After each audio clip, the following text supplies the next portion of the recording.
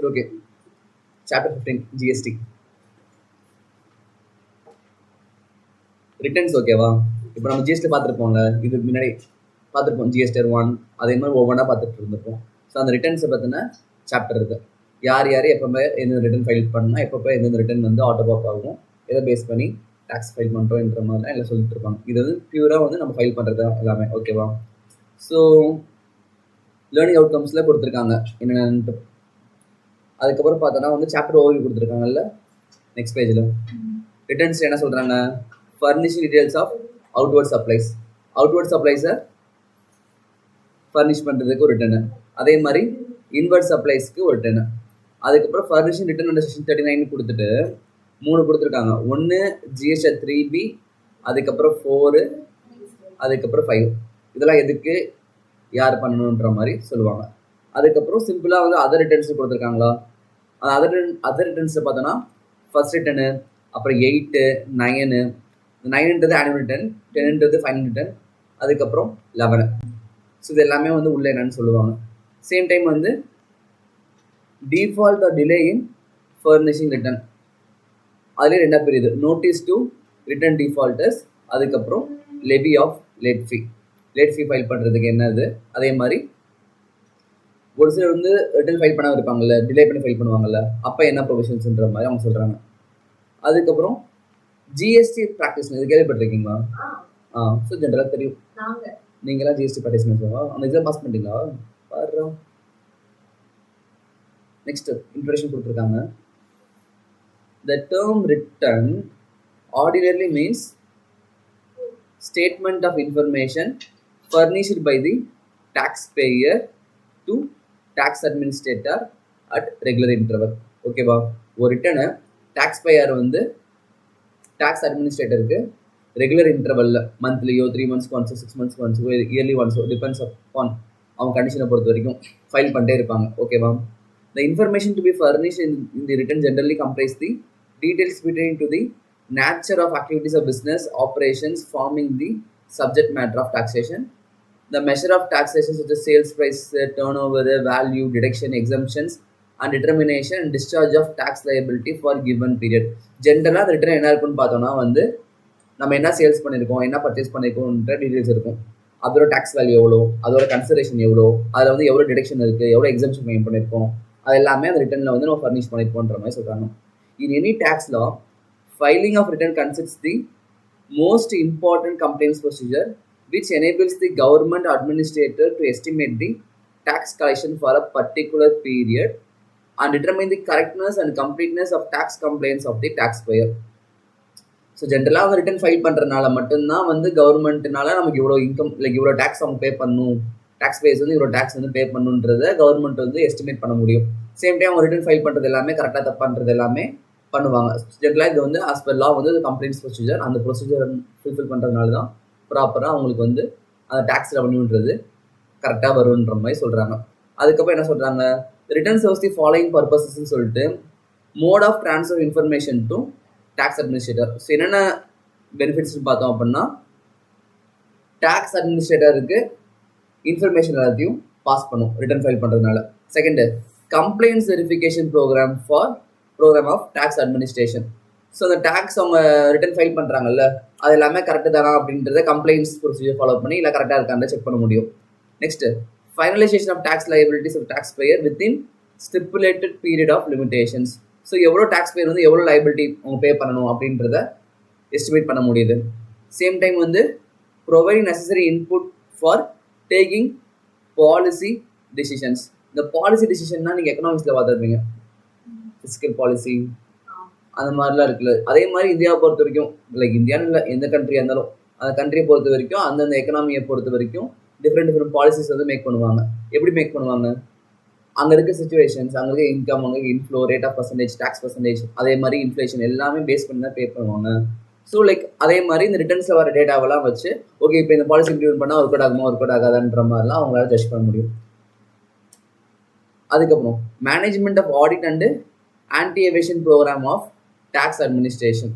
So ஜென்ரலாக audit, tax எவேஷன்ஸ் இதெல்லாம் வந்து கரெக்டாக பார்க்கறதுக்காக யூஸ்ஃபுல்லாக இருக்குன்ற மாதிரி சொல்கிறாங்க. The taxpayer generally required to furnish written in specific statutory format These formats are therefore designed to take care of all the provisions of the law that have bearing on computation of tax liability of a taxpayer. Hence, study of various files contained in the form of written the relevant corresponding provision of the tax law can facilitate overall understanding of the tax law in the better manner. Actually, there is a point illa normal point தான். Next one. Under the GST law, the correct and timely filing return is of utmost important because of two reasons. GST பொறுத்த வரைக்கும் ரிட்டர்ன்ஸை வந்து கரெக்டாக file பண்ணுறதுக்கு ரெண்டு இம்பார்ட்டண்ட்டான தேவைகள் இருக்குது. என்ன அப்படின்னு பார்த்தோன்னா, ஃபர்ஸ்ட்லி அண்டர் ஜிஎஸ்டியில் tax payers locate estimate is tax liability on self assessment basis. Correct தானே? ஜிஎஸ்டி பொறுத்த வரைக்கும் ஜிஎஸ்டி இல்லை, ஈவன் இன்கம் டேக்ஸை பொறுத்த வரைக்கும் நார்மல் டேக்ஸ் பேயராக இருந்தால் எல்லாருமே வந்து செல்ஃப் அசஸ்மெண்ட்டை பே பண்ணுவாங்க. ஸோ இங்கே அதுதான் டேக்ஸ் லைபிலிட்டி வந்து செல்ஃப் அசஸ்மெண்ட் பேசிஸில் தான் வந்து அவங்க வந்து டிட்டர்மைன் பண்ணுறாங்க. And deposit the tax amount along with the filing of such return. அவங்க ரிட்டர்ன் ஃபைல் பண்ணுறப்ப அதுக்கான டேக்ஸ் அமௌண்ட்டையும் பே பண்ணுறாங்க.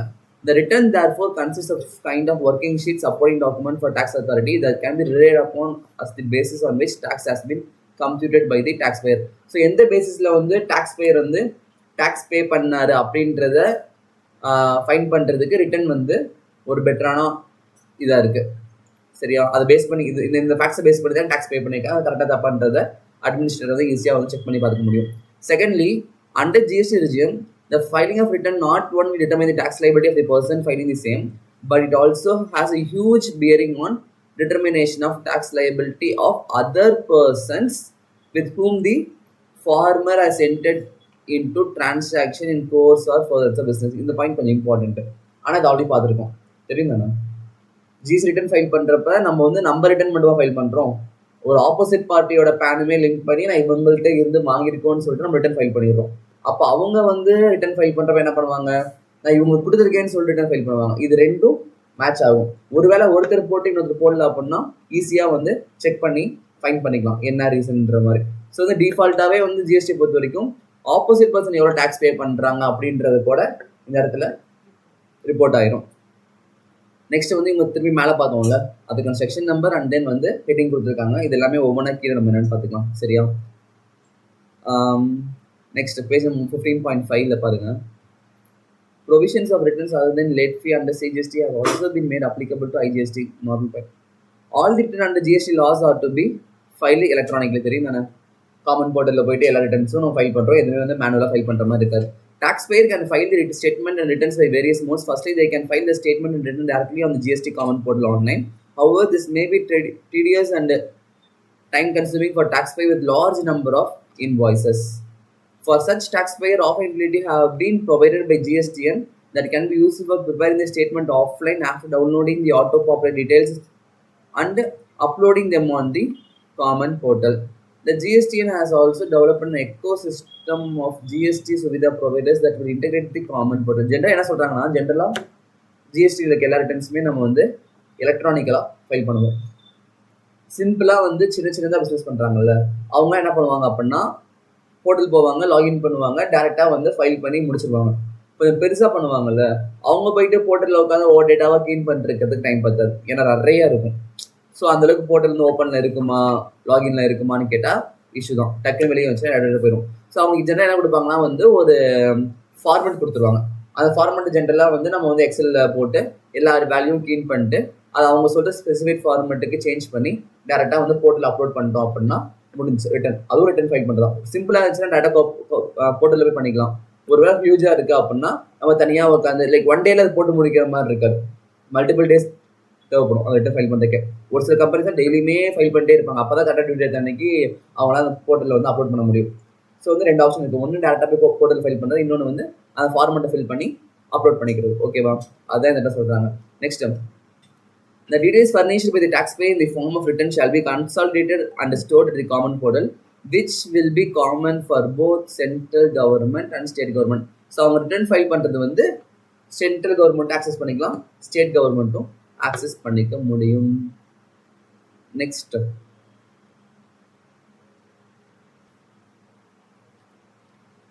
ரெலவெண்ட் டெஃபினிஷன்ஸில் common portal, credit note, casual taxable person, debit note, இந்த எலக்ட்ரானிக் கேஷ் லெஜரும் நம்ம அந்த சார்ட்லேயே பார்த்துருக்கோம். எலக்ட்ரானிக் காமர்ஸு, ஆப்ரேட்டர், கிரெடிட் லெஜரும் பார்த்துருக்கோம், எக்ஸாம்ஸ்லேயே பார்த்துருக்கோம். அதுக்கப்புறம் ப்ராக்டிஸ்னால் உங்களுக்கே தெரியும்னு சொல்லிட்டீங்க.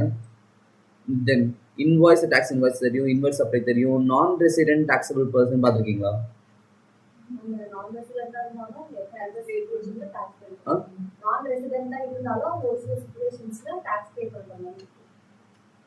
ஒரு சிச்சுவேஷன் எப்படி அவ்வளோலாம் இல்லை, சிம்பிள். நான் ரெசிடென்ட்டாக இருக்காங்க, பட் ஆனால் இந்தியாவில் வந்து அவங்க பிஸ்னஸ் பண்ண நினைக்கிறாங்க அப்படின்னா அவங்க தான் நான் ரெசிடென்ட் டாக்ஸபிள் பர்சன். ஓகேவா? ஜிஎஸ்டி பொறுத்த வரைக்கும், இன்கம் டேக்ஸை பொறுத்த வரைக்கும் என்னது டிபெண்ட்ஸ். பட் ஜிஎஸ்டி பொறுத்த வரைக்கும் நீ சேல் பண்ணுறதுனால டேக்ஸ் தானே. நார்மலாக இருந்தால் ரிட்டர்ன் ஃபைல் பண்ணி டேக்ஸ் பே பண்ணுவாங்க. நான் ரெசிடென்ட் இன்னைக்கு இருப்பா நாளைக்கு இருப்பான்னு கேட்டால் தெரியாது. இந்த நான் ரெசிடென்ட்டும் அதுக்கப்புறம் கேஷுவல் டாக்ஸபிள் பர்சன் என்ன பண்ணுவாங்கன்னா வந்து டேக்ஸை அட்வான்ஸாக பே பண்ணுவாங்க. நான் நெக்ஸ்ட் 6 months தான் சேல்ஸ் பண்ண போகிறேன், அதுக்கு இவ்வளோ டேர்ன் ஓவர் ஆகும், அதுக்கு எஸ்டிமேட்டாக இவ்வளோ டேக்ஸ் வரும் அப்படின்ற டேக்ஸை அவன் டே 1 பே பண்ணிடுவான். அது பே பண்ணதுக்கப்புறம் தான் அவங்க வந்து எலிஜிபிள் டு சேல், அதுக்கப்புறம் தான் அவங்க விற்கவே முடியும். இன்கேஸ் வந்து எக்ஸஸாக பே பண்ணியிருந்தாங்க அப்படின்னா ரீஃபண்ட் கொடுத்துருவாங்க. ஓகேவா? ஸோ நெக்ஸ்ட் வந்து அவுட்வர்ட் சப்ளை தெரியும். Prescribed, proper officer, quarter, recipient, register person, return, reverse charge, supplier, tax period, taxable person, taxable supply, valid return. Okay, definitions எல்லாமே காமனாக தான் இருக்குது, பிரச்சனை கிடையாது. Next furnishing details of outward supply. மேலே பார்த்தோம்ல, first furnishing details outward supply, அதுக்கப்புறம் inward supply, அதுக்கப்புறம் தேர்டாக ஒன்று பார்த்தோம். அது என்னது? Outward supply, inward supply. தேர்டா ரிட்டர்ன்ஸ். ஸோ அதில் வந்து ஒரு நிறையா இருந்துச்சு. ஸோ இப்போதைக்கு வந்து அவுட்வர்ட் சப்ளை என்ன பார்க்க போகிறோம். இந்த who is okay to furnish the details of outward சப்ளைன்னு கேட்குறாங்க. யார் வந்து அவுட்வர்ட் சப்ளை டீடைல்ஸை ஃபர்னிஷ் பண்ணணும்? ஜென்ரலாக சொல்லுங்கள். அவுட்வர்ட் சப்ளை டீடைல்ஸை யார் வந்து ரிட்டர்ன் ஃபைல் பண்ணணும்? Outward supplier. சப்ளையர், சிம்பிளாக சப்ளையர் தான் ஃபைல் பண்ணுவார். இதுக்கு என்ன எல்லாம் யோசிக்கிறீங்க? அப்படி the details of outward supply of both goods and services are okay to be furnished by every registered person, including casual taxable person, except the following. So எல்லா registered person including CTP, casual taxable person வந்து file பண்ணணும். யார் பண்ண தேவையில்லைன்னு பார்த்தோம்னா input service distributor இருக்காங்கல்ல அவங்க, அதுக்கப்புறம் நான் ரெசிடென்ட் taxable person, அதுக்கப்புறம் person having paying tax under composition scheme, அதுக்கப்புறம் person deducting tax at source, person collecting tax at source, அதுக்கப்புறம் supply of online information and database access or retrieval service located in non-taxable territory, providing such services to a non-taxable online recipient. இந்த last point என்னங்களுக்கு எல்லா பாயிண்ட்டுமே நம்ம ஏற்கனவே பார்த்துருக்கோம். இந்த ஓஐடிஏஆரும் பார்த்துருக்கோம், ஞாபகம் இருக்கா? OIDAR, online information database access or retrieval services படிச்சிருக்கோம், மறந்துருப்பீங்க எல்லாரும். இ-காமர்ஸ் ஆப்ரேட்டர் இல்லாமல் அது வேறு, அதுக்கு மேலே இருக்க பாயிண்ட் தான் இ-காமர்ஸ் ஆப்ரேட்டர்.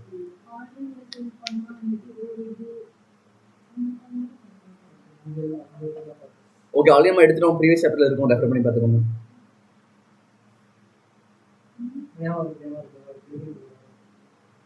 ஓகே, கீழே டேபிள் கொடுத்துருக்காங்க பார்த்தீங்கன்னா ஒரு சார்ட் மாதிரி.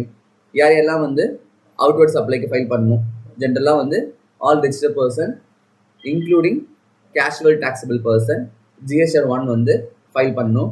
எக்ஸப்ட் சொல்லிட்டு இந்த ISD non taxable non resident taxable person, composition tax pay பண்ணுற பர்சன், அதுக்கப்புறம் TDS பிடிக்கிறவங்க, TCS பிடிக்கிறவங்க, அதுக்கப்புறம் வந்து OIDAR சர்வீஸ் ப்ரொவைட் பண்ணுறவங்க. ஓகேவா? இவங்களை தவிர இதுக்கு எல்லா register person and casual taxable person GSR 1 வந்து அவுட்வர்ட் சப்ளைக்கு ஃபைல் பண்ணணும். ஓகேவா?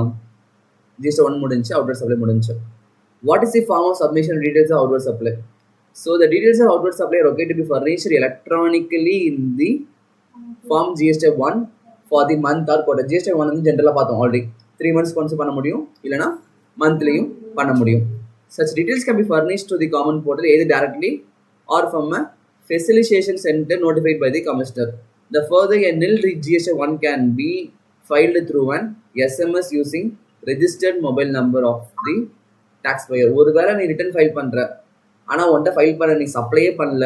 ஜிஎஸ்டி பொறுத்த வரைக்கும் நீ சப்ளை பண்ணாலும் சரி பண்ணனாலும் சரி மந்த்லி பண்ணி தான் ஆகணும். ஒருவேளை நீ சப்ளை பண்ணலை அப்படின்னா நில் ரிட்டர்ன் சொல்லுவாங்க. நான் எதுவுமே பண்ணல அப்படின்னு சொல்லிட்டு ரிட்டர்ன் ஃபைல் பண்ணுவேன். அந்த மாதிரி நீ ஃபைல் பண்ண போற அப்படின்னா வந்து எஸ்எம்எஸ் மூலியமாக கூட பண்ணிக்கலாம். நீ வந்து போர்ட்டலில் போய் பண்ணணுன்ற மாதிரி தேவையில்லை. ஒருவேளை ஒரு டேட்டா இருக்குது அப்படின்னா நீ போர்ட்டலில் போய்ட்டு க்ளீன் பண்ணிருக்கணும். பட் வந்து ஜஸ்ட் நீ எதுவுமே டேட்டாவே இல்லை அப்படின்னா ஜஸ்ட் எஸ்எம்எஸ் மூலியமாக ஃபைல் பண்ணிக்கலாம். What is the due date of submission of GSTR 1ன்ற மாதிரி கேட்குறாங்க. நம்ம ஆல்ரெடி பார்த்துருக்கோம்ல. என்ன பார்த்தோம்? அப்படியா பார்த்தோம்? The GST 1 for a particular tax period is filed on or before 10th day of the immediately succeeding tax period. In other words, the GST 1 of a month or quarter can be filed any time between 1st and 10th day of the succeeding month or quarter. The due date of filing GST 1 may be extended by the commissioner for a class of taxable person by way of notification. Generally, இந்த month எனக்கு transaction இருக்கும்ல, அது எல்லாமே next month 10th file பண்ணியிருக்கணும். 10th அதாவது 1லேருந்து 10th எந்த டேட்ல பண்ண 10th தான் பண்ணணும் இல்லை. நீ வந்து லைக் அதாவது 30 days முடிஞ்சுல்ல, நெக்ஸ்ட் டே கூட நீ பண்ணுறதுன்னா பண்ணி முடிக்கலான்ற மாதிரி சொல்கிறாங்க. மேபி அந்த டியூ டேட் வந்து 10th 15th 20th எக்ஸ்டெண்ட் பண்ணுவாங்க. டிபெண்ட்ஸ் கமிஷனரோட ஆர்டரை பொறுத்த வரைக்கும். 20th பார்த்தோம் ஞாபகம் கிளாஸ்ல. அது என்ன நியூஸ்? நான் ஆக்சுவலி அதான் சொல்லுவேன்னு நினைச்சேன். ஆனால் நீ 10th சொன்னியா? ஆனால் நீ 10th தெரியுமா? எப்படி?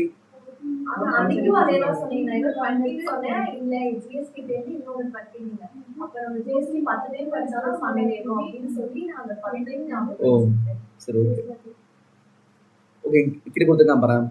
Time limit for furnishing the details of outward supply in GSTR 1. Class of registered person. Registered person opting for QRMP scheme என்ன தெரியுமா? QRMP scheme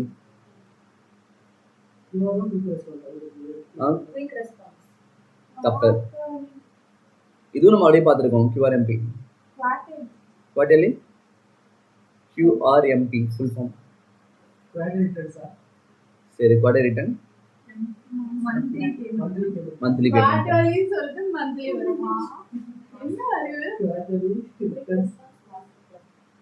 quick response master plan இந்த புக்ல தான் இருக்கும். சர்ச் வேணா பண்ணுங்க பாப்போம்.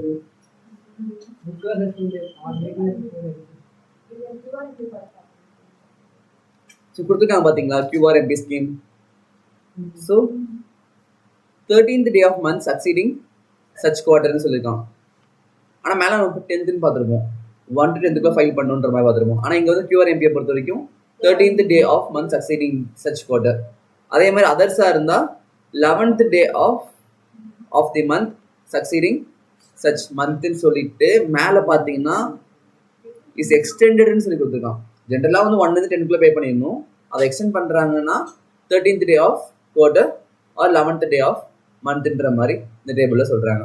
Next invoice furnishing facility for taxpayer opting for QRMP scheme. இது ஞாபகம் இருக்கா? IFF invoice furnishing facility IFF இது நம்ம பார்த்துருக்கோம். பார்த்துருக்கோமா? இன்வாய்ஸ்ல IFF எதுக்கு யூஸ் பண்ணோம்? IFF invoice furnishing facility.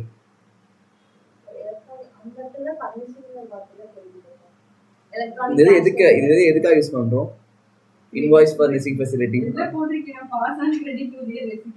படிக்காம சொல்ல அது தப்பு. அப்பயுமே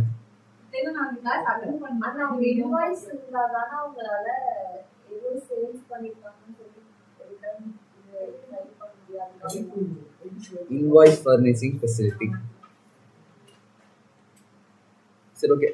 Invoice furnishing facility is a facility provided to quarterly taxpayers who are in QRMP scheme to file the details of outward supply in first 2 months of the quarter to pass on credit to the recipients. So நம்ம ஆக்சுவலாக இது என்ன பார்த்தோம் அப்படின்னு பார்த்தோம்னா வந்து ஒரு சில சப்ளையர் வந்து 3 months ஒன்ஸ் ஃபைல் பண்ணுவாங்க. ஆனால் சப்ளைட்ட வாங்குற பர்சன்ஸ் வந்து மந்த்லி ஃபைல் பண்ணுறவங்களா இருப்பாங்க. அவங்க மந்த்லி ஃபைல் பண்ணுறப்ப அந்த கிரெடிட் வந்து கிளைம் பண்ணணும். இப்போ சொல்லாத. ஸோ அவங்க ஃபஸ்ட்டே வந்து 3 மந்த்ஸ்க்கு அவங்க 3 மந்த்ஸ் தான் ஃபைல் பண்ணுறாங்க. அப்போ 3 மந்த்ஸ் ஃபைல் பண்ணதுக்கு அப்புறம் தான் அந்த டீட்டெயில்ஸ் வந்து பாப்பப் ஆகும். ஆனால் மந்த்லி ஃபைல் பண்ணுறப்ப டிஃபால்ட்டாக அந்த இன்ஃபர்மேஷன் வந்தால் தானே வந்து கிரெடிட் கிளைம் பண்ண முடியும். ஸோ அதனால் என்ன பண்ணுவாங்கன்னா அந்த 3 மந்த்ஸ் அந்த குவார்டர்லி ஸ்கீமில் பே பண்ணுற சப்ளைஸ் வந்து என்ன பண்ணுவாங்கன்னா மந்த்லி டேட்டா வந்து ஐஎஃப்எஃப்ல பண்ணிட்டுருவாங்க. அது ஃபர்ஸ்ட் 2 மந்த்ஸ்க்கு ஐஎஃப்எஃப்ல இன்வாய்ஸ் ஃபர்னிஷிங் ஃபெசிலிட்டியில் பண்ணி விடுவாங்க. 3rd மந்த்துக்கு அவங்க ரிட்டர்னில் காட்டிடுவாங்க. ஸோ அந்த அந்த 2 மந்த்ஸுக்குமே வந்து ஐஎஃப்எஃப்ல வந்து டேட்டா போட்டதுனால அது வந்து ரெசிபியன்ட் இருப்பாங்கல்ல அவங்களுக்கு ரிஃப்ளெக்ட் ஆகும். ஸோ அவங்க வந்து கிளைம் பண்ணிக்கலாம். இதுவும் ஆல்ரெடி கிளாஸில் தெளிவாக சொன்னேன். இப்போ வந்து சும்மா சொல்லியிருக்கேன். ஏன்னா அவங்க தெளிவாக சொன்னால் வேஸ்ட்டு தான், இது மறந்துடுவீங்க. Next, invoice furnishing facility is not mandatory but an optional facility made available to the register person under QRMP scheme. So இது வந்து ஒரு மேண்டட்ரியான கிடையாது. இப்போ சப்ளை ஆசைப்பட்டாரு அப்படின்னா பண்ணிக்கலாம். பிகாஸ் வந்து அவர் நான் 3 மந்த்ஸ்க்கு ஒன்ஸாக ஃபைல் பண்ணுவேன்னு சொன்னாங்கன்னா அவர்கிட்ட வாங்குற கஸ்டமர்ஸ்லாம் வேறு பக்கம் போயிடுவாங்க. கரெக்டு தானே? ஏன்னா மந்த்லி கிரெடிட் கிளைம் பண்ணணும் அவங்க ஆசைப்பட்டாங்கன்னா. ஒருவேளை இவர் வந்து 3 மந்த்ஸ் தான் பண்ணுவேன், மந்த்லி தான் பண்ண மாட்டேன்ற மாதிரி இவர் சொல்கிறாரு அப்படின்னா டிஃபால்ட்டாக அவர் சேல்ஸ் வந்து கம்மியாகும். ஜென்ரலாக வந்து எல்லாருமே வந்து இந்த ஸ்கீமை வந்து 3 மந்த்ஸ்க்கு ஒன்ஸ் பண்ணுறவங்க கம்மியாக தான் இருப்பாங்க. மேக்ஸிமம் மந்த்லி பண்ணிடுவாங்க. 3 மந்த்ஸுக்கு ஒரு வேலை ஆஃப் பண்ணுறாங்க அப்படின்னா அவங்க வந்து கண்டிப்பாக இந்த ஐஎஃப் ஃபெசிலிட்டியும் எடுத்து வச்சுருப்பாங்க. இல்லைனா அவங்க பிஸ்னஸ் வந்து ப்ராப்பர் நடக்காது. At this option, a registered person may choose to furnish details of outward supply made during quarter inform GST 1 only without using the IFF. The facility of furnished details of invoices in IFF has been provided so as to allow details of such supply to be duly reflected in Form GSTR 2A. புரியுதா? So நீங்கள் ஐஎஃப்எஃப்ல கொடுக்குற details எல்லாமே வந்து எதுக்காக அப்படின்னா GSTR 2Aலையும் 2Bலையும் அந்த concern ரெசிபியன்ட்டோட அக்கௌண்ட்டில் reflect ஆகிறதுக்காக மட்டும்தான் ஐஎஃப்எஃப்ல ஃபைல் பண்ணுறோம். மிச்சபடி சப்ளையரை பொறுத்த வரைக்கும் அவர் ஃபைல் பண்ணுற GSTR 1 தான் கணக்கு. ரெசிபியன்ட்டுக்கு தான் இந்த ஐஎஃப்எஃப் வந்து ரிஃப்ளெக்ட் ஆகி கிரெடிட் கிளைம் பண்ணுறது யூஸ்ஃபுல்லாக இருக்கும். Otherwise, in case where the buyer has made purchase from a person opting for QRMP scheme, he could not have claimed full ITC, but due to introduction of IFF, such delay will not occur as the details submitted using IFF will be reflected in GSTR 2A. சொன்னோம்ல. So in case வந்து supply வந்து quality return file பண்ணுறாரு அப்படின்னா recipient வந்து ITC வந்து ஃபுல்லாக claim பண்ண முடியாது. ஆனால் 3 மந்த்ஸ்க்கு அப்போ தான் கிளைம் பண்ண முடியும். பார்ஷியலாக கிளைம் பண்ணிட்டு இருக்க முடியும். ஒருவேளை வந்து அவங்க வந்து ஐஎஃப்எஃப் யூஸ் பண்ணுறாங்க அப்படின்னா ரெசிபியன்ட் வந்து மந்த்லி பேசிஸில் ஃபுல் ஐடிசி வந்து கிளைம் பண்ணிக்க முடியும். அதுதான் வந்து இதோட benefit. The taxpayer opting for QRMP scheme may furnish the details of such outward supply to a registered person as he may consider necessary for first and second months of a quarter up to cumulative value of 50 lakhs in each of first 2 months of the quarter using IFF electronically on the common portal. However, invoice pertaining to last month of quarter are to be uploaded in GSTR 1. ஜென்ரலாக வந்து quarterly ஸ்கீமில் பே பண்ணுறாங்கல்ல அவங்க என்ன பண்ணுவாங்க 3 மாதத்துக்கு கூட return file பண்ணுவாங்க. அப்போ 3ஆவது மாதம் கண்டிப்பாக ரிட்டர்ன் ஃபைல் பண்ணி தான் ஆகும். ஃபர்ஸ்ட் 2 மாதம் தான் கொஸ்டின் அரைஸ் ஆகுது. அந்த ஃபர்ஸ்ட் 2 மாதம் வந்து அவங்க வந்து ஐஎஃப்எஃப் யூஸ் பண்ணி டீட்டெயில்ஸை ஃபைல் பண்ணிக்கலாம். 3rd மந்தில் ரிட்டர்ன் ஃபைல் பண்ணிக்கலாம். ஆனால் அப்படி ஐஎஃப்எஃப் யூஸ் பண்ணி ஃபைல் பண்ணுறாங்கல்ல அப்படி பண்ணுறவங்க மேக்ஸிமமாக வந்து 50 lakhs வரைக்கும் தான் பண்ண முடியும். ஃபர்ஸ்ட் 2 மந்த்ஸில் வந்து 50 lakhs வரைக்கும் தான் பண்ண முடியும். ஒருவேளை அவங்களோட மந்த்லி டர்ன் ஓவரே வந்து 50 lakhsக்கு மேலே இருக்குது அப்படின்னா அவங்க ஜென்ரலாக வந்து இந்த குவார்டர்லி ஸ்கீமே ஆஃப் பண்ண முடியாது. அவங்க வந்து மந்த்லி ரிட்டர்ன் பேயராக தான் இருப்பாங்க. The invoice ought to be furnished in IFF between first day of succeeding month till 13th day of the succeeding month. After 13th of month, this facility of furnishing IFF of previous month will not be available. அதே தான் condition. ஓகேவா? போன மந்தோட invoices எல்லாமே வந்து next month 13th file பண்ணும். அந்த 13th அப்புறம் previous month ரிட்டர்னை வந்து ஐஎஃப்எஃப்ல ஃபைல் பண்ண முடியாது. ஆனால் வேணா 2 monthsக்கு அப்புறம் ரிட்டர்னில் காட்டிக்கலாம். சரியா? As a facilitation measure, continuous upload of invoices would also be provided for the registered person wherein they can save the invoices in IFF from the first day of month till 13th day of succeeding month. என்ன சொல்றாங்க? ஒரு facilitation மெஷரா continuous upload of invoices will also be provided for the registered person wherein they can save the invoices in IFF from the first day of month till 13th day of succeeding month. So வந்து ஐஎஃப்எஃப்ல என்ன ஒரு benefit இருக்குன்னு பார்த்தோம்னா, இன்னைக்கு தான் first day. நான் ஜென்ரலாக இன்னிலிருந்து அடுத்ததான் 30 நாள் நடக்கிற டிரான்சாக்ஷனை அதுக்கு அடுத்த மாசத்துல 13 நாளுக்குள்ள என்ன பண்றோம், அப்லோட் பண்றோம். ஆனா இந்த ஐஎஃப்எல் என்ன ஃபெசிலிட்டி கொடுக்குறாங்க அப்படின்னா, நீ இன்னைக்கு ஃபர்ஸ்ட் டே வந்து ஒரு டிரான்சாக்ஷன் இன்வாய்ஸ் போடுறியா, உனக்கு வேணும்னா இப்பயே அப்லோட் பண்ணிக்கோ. செகண்ட் டே பண்றியா அப்லோட் பண்ணிக்கோ, தேர்ட் டே பண்றியா அப்லோட் பண்ணிக்கோ. அப்படி பண்றப்ப டிஃபால்ட்டா 30 நாள் முடியிறப்பயே மேக்ஸிமம் இன்வாய்ஸஸ் வந்து அப்லோட் ஆயிடும். அதுக்கப்புறம் நெக்ஸ்ட் 13 டேஸ்ல வந்து எந்தெந்த இன்வாய்ஸ்ல விட்டு போயிருக்கோம் அந்த இன்வாய்ஸ்ல அப்லோட் பண்ணிக்கலான்ற மாதிரி ஒரு ஃபெசிலிட்டி வந்து ப்ரொவைட் பண்ணி வச்சிருக்காங்க. The said facility will however be available say for a month of July from 1st August till 13th August. Similarly for the month of August, the said facility will be available from 1st September till 30th September. The details of invoices furnished using IFF in the first 2 months of the quarter are not required to be furnished again in GSTR1. நீ IFFல வந்து 2 monthsக்கு வந்து return file பண்ணிட்ட அப்படின்னா நீ file பண்ணதை again வந்து GSTR1ல 3rd monthல file பண்ண தேவையில்ல. நீ எதெல்லாம் ஃபைல் பண்ணலையோ அதை மட்டும் 3rd monthல ஃபைல் பண்ணினா okay. A registered person who has availed the QRMP scheme wants to declare 2 invoices out of total 10 invoices issued in the first month of quarter. Since the recipient of supply covered by those 2 invoices decide to avail ITC in that month itself, the details of these 2 invoices may be furnished using IFF. ஒரு supplier வந்து 10 invoice போடுறாரு, அது 10 invoice போட்டுருக்காரு, அதாவது 10 கஸ்டமருக்கு 10 invoice போட்டிருக்காரு. அது 2 customer வந்து மந்த்லி ரிட்டர்ன்ஸ் வந்து ஃபைல் பண்றவங்க, மீதி 8 பேர் வந்து குவார்டர்லி ஃபைல் பண்றவங்க. இப்போ இந்த 2 கஸ்டமர் வந்து மந்த்லி ரிட்டர்ன் ஃபைல் பண்றா என்ன பண்ணுவாங்க, ஐடிசி கிளைம் பண்ணி எக்ஸ்பெக்ட் பண்ணுவாங்கல்ல. ஸோ அப்போ சப்ளை என்ன பண்ணாங்கன்னா அந்த 8 இன்வாய்ஸஸ்க்கு வந்து ரிட்டர்ன் ஃபைல் பண்ணிட்டு இந்த 2 இன்வாய்ஸுக்கு வந்து ஐஎஃப் ஃபைல் பண்ணிட்டார் அப்படின்னா ரெசிபியன்ட் வந்து கிளைம் கிரெடிட்டை வந்து கிளைம் பண்ணிக்க முடியும். அதான் எக்ஸாம்பிள். ஓகேவா? Second, the details of remaining 8 invoices shall be furnished in the form GSTR 1 of the said quarter. So இந்த 8 இன்வாய்ஸஸ் இருக்கும்ல அதை வந்து GSTR 1ல குவார்டர் எண்டிங்கில் ஃபைல் பண்ணிக்குவாங்க. The 2 invoices furnished in IFF shall be reflected in form GSTR 2B. So அந்த ஐஎஃப்எஃப்ல file பண்ண 2 invoice எதில் reflect ஆகும்னு பார்த்தோன்னா GSTR 2Bல ரிஃப்ளெக்ட் ஆகும். யாரோட GSTR 2Bல ரிஃப்ளெக்ட் ஆகும்? Of the concerned recipient of the first month of quarter, and remaining 8 invoices furnished in the form GSTR 1 shall be reflected in the form GSTR 2B of the concerned recipient of the last month. So இந்த 8 இன்வாய்ஸும் 3 monthsக்கு அப்புறம் எந்தெந்த person இருக்காங்களோ அந்த concern recipient account வந்து reflect ஆகும். இந்த 2 invoice வந்து ஐஎஃப்எஃப்ல file பண்ண உடனே அந்தந்த ரெசிபியன்ட்டோட GSTR 2Bல ரிஃப்ளெக்ட் ஆகிடும். ஓகேவா? However, if a registered person does not opt to upload invoices using IFF, he has to upload invoice details for all the 3 months of the quarter in form GSTR 1. ஒருவேளை ஐஎஃப்எஃப்ல வந்து return file பண்ணல அப்படின்னா, டீடைல்ஸை file பண்ணல அப்படின்னா 3 monthsக்கு அப்புறம் return file பண்ணுறப்ப எல்லா டே 1ல இருந்து டே 90 வரைக்கும் இருக்க எல்லா இன்வாய்ஸஸும் GSTR 1ல ஃபைல் பண்ணும். இதை நான் கிட்டத்தட்ட 10 டைம் சொல்லிடுவேன், திருப்பி பிகாஸ் அவங்களுக்கு புரியணுன்றதுக்காக. அவனும் கொடுத்துருக்கான், இல்லைன்னா மேலே ஒரு டைம் சொல்லிட்டு நெக்ஸ்ட் பேரா போயிருக்கலாம். பட் ஆனால் இது சின்ன கன்ஃபியூஷன் இருக்கும், அதனால் திருப்பி சொல்லிருக்கேன். ஸோ கொஞ்சம் தெளிவாக படிச்சு வச்சுக்கோங்க இதெல்லாம். அப்போ கேட்பேன், ஏன்னா மறந்துடும். இப்போ நான் சொன்னது இப்போ தெரியும் புரியும், பட் ஆனால் நீ படிக்காமல் கொஞ்ச நாள் ஏதாச்சும் படிச்சிங்க அப்படின்னா என்னன்னா GSTR 1 என்ன ரெசிபியன்ட் என்ன சப்ளையர் எதுக்கு ஃபைல் பண்ணுறோன்ற ஒரு கன்ஃபியூஷன் இருக்கும். Next, what are the cases where a registered person is debarred from furnishing details of outward supply in GSTR 1 or IFF? எப்பப்பெல்லாம் வந்து ரெஜிஸ்டர் பர்சன் வந்து டிபாரா தெரியும்ல, பார்த்துருப்பீங்க காலேஜில். டிபார்னா என்ன, வரக்கூடாது, பண்ணக்கூடாது எதுவுமே. அதே மாதிரி GSTR 1 IFF வந்து ரெஜிஸ்டர் பர்சன் டிபார் பண்ணுறாங்க. எந்த சுச்சுவேஷனில் வந்து டிபார் பண்ணுறாங்க அப்படின்றத பார்க்க போகிறோம்.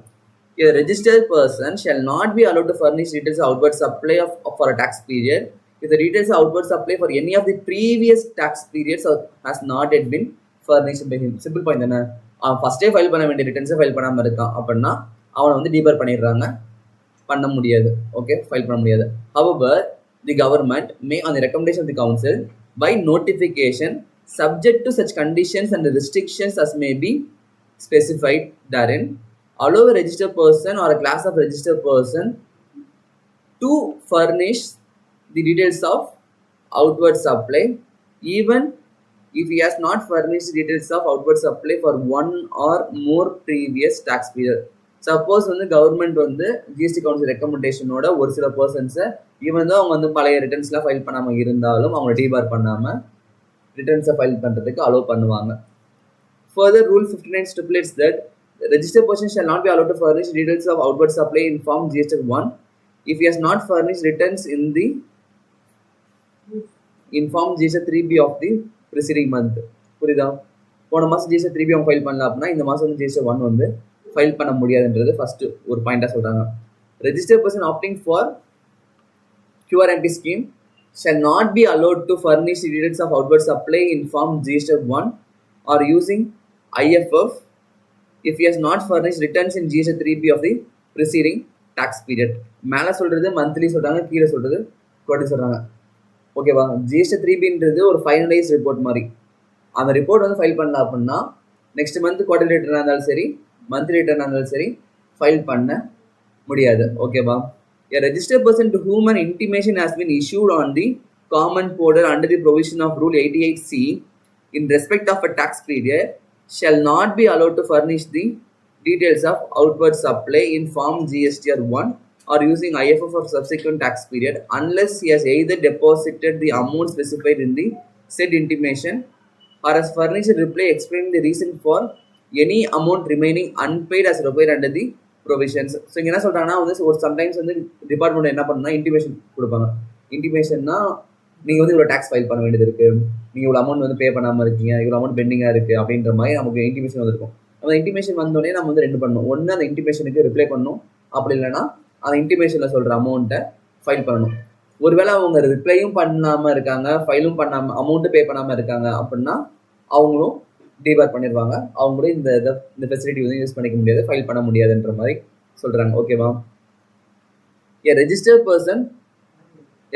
person to whom an intimation has been issued on the common portal under the provision of Rule 88D in respect of a tax period shall not be allowed to furnish GSTR 1 or IFF for subsequent tax period unless he has either paid the amount equal to the excess ITC specified in the said intimation or has furnished a reply explaining the reason in respect of the amount of excess ITC that still remain to be paid as required under the provision of Rule 88D. Rule 88D has been discussed subsequently in this chapter.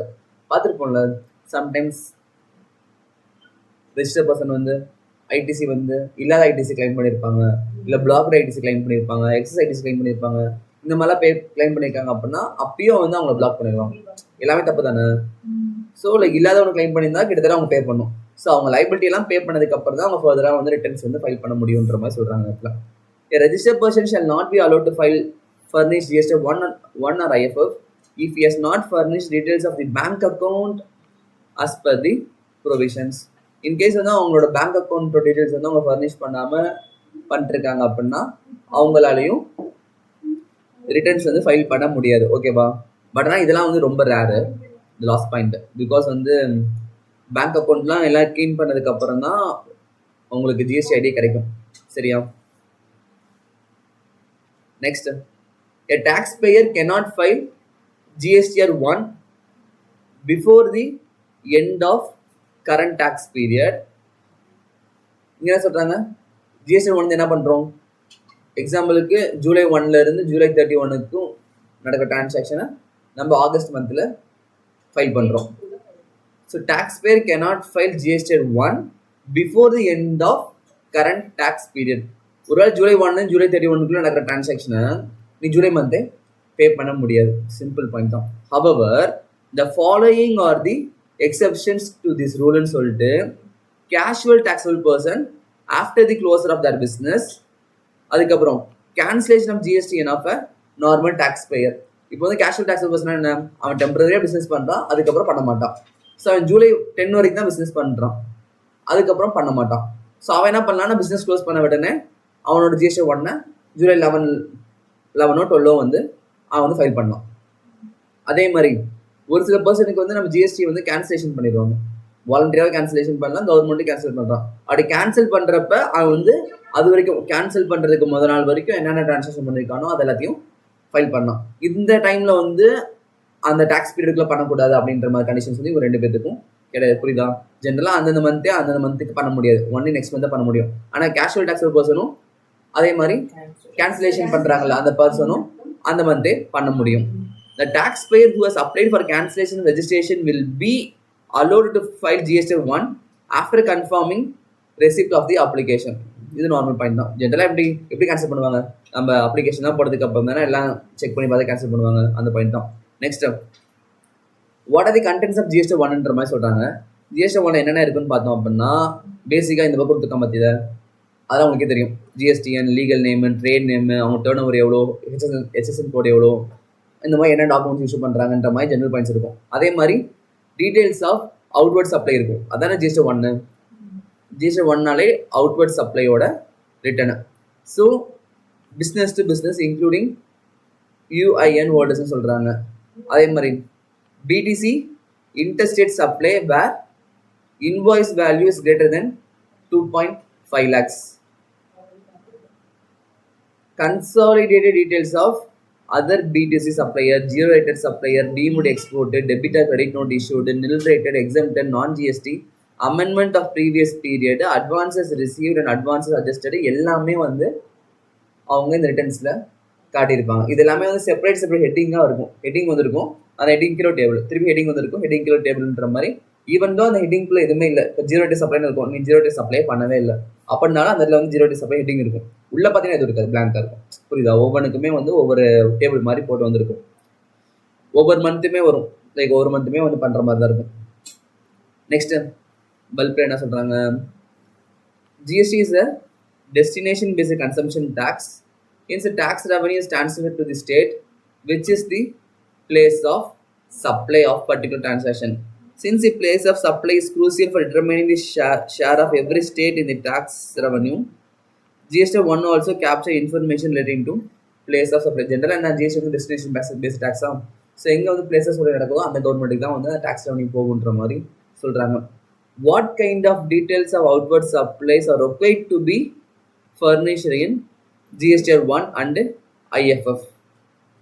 GSTR 1 IFFலையும் நம்ம என்னென்ன டீட்டெயில்ஸ்லாம் வந்து furnish பண்ணுவோம்னு பார்த்தோம்னா, uploading of invoices in IFF and GSTR 1 depends on whether supply is B2B or B2C.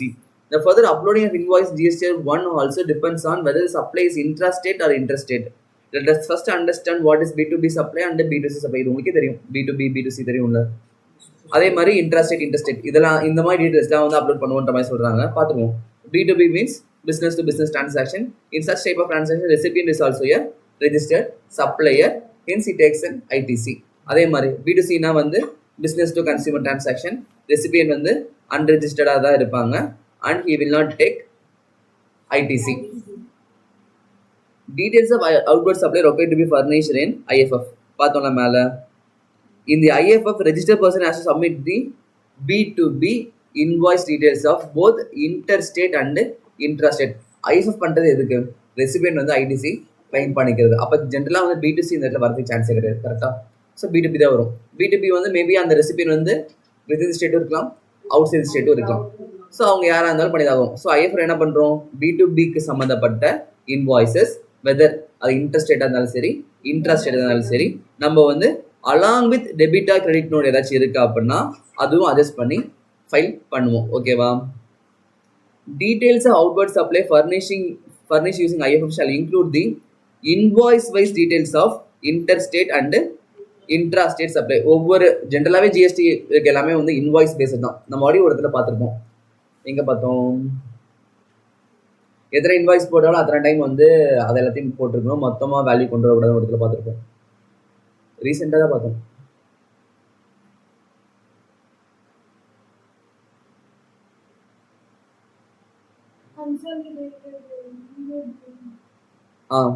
கரெக்டாக அங்கே தான் பார்த்தோம்.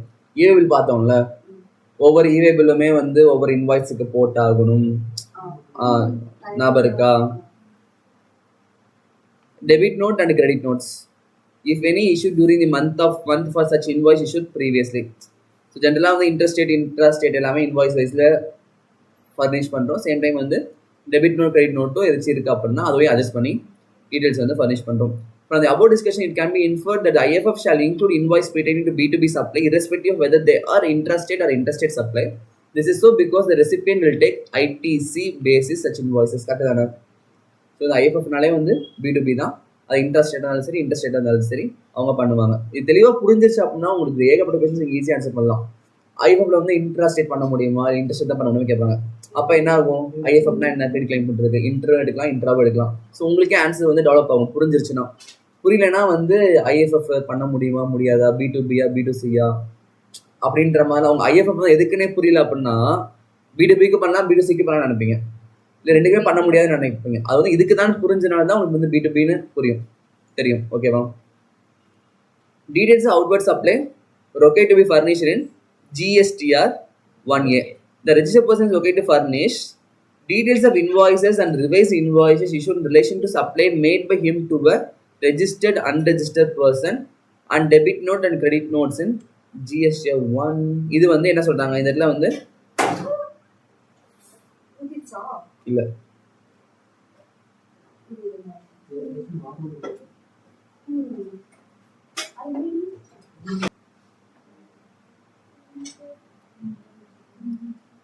So next point பார்க்குறீங்களா? Hello ma'ams. Details of outward supply okay to be furnished in GSTR 1 or GSTR 1A. So ஜென்ரலாக வந்து B2B transaction இருந்தாலும் சரி B2C transaction 100% பண்ணியிருந்தாலும் சரி அந்த எல்லா டிரான்சாக்ஷனுமே வந்து ரிப்போர்ட் பண்ணுவாங்க.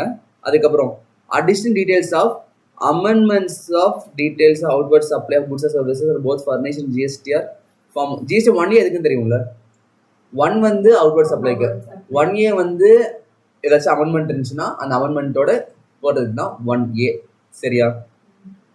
அவுட்வர்ட் சப்ளை ஏதாச்சும் டேட்டா போட்டிருப்பீங்க பட் தப்பாக போட்டிருப்பீங்க, அதை வந்து சரி பண்ணுறதுக்காக 1A ஃபைல் பண்ணி அமெண்ட் பண்ணுவீங்க அந்த டேட்டாவை, அவ்வளோதான். As per the requirement of registered person. So இங்கே வந்து ஒரு டேபிள் கொடுத்துருக்காங்க பார்த்தீங்களா?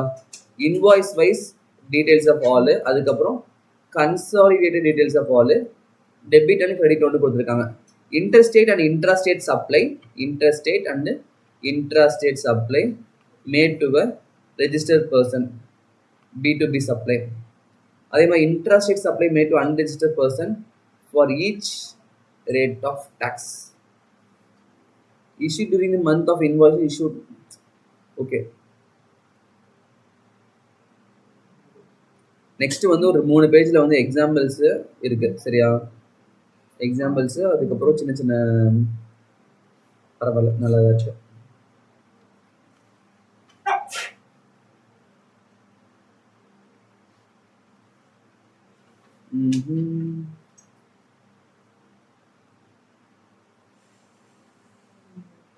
ஜிஎஸ்டிஆர் அவுட்வர்ட் சப்ளை இருக்குல்ல, அவுட்வர்ட் சப்ளை மட்டுமே வந்து 25 பேஜஸ் வருது.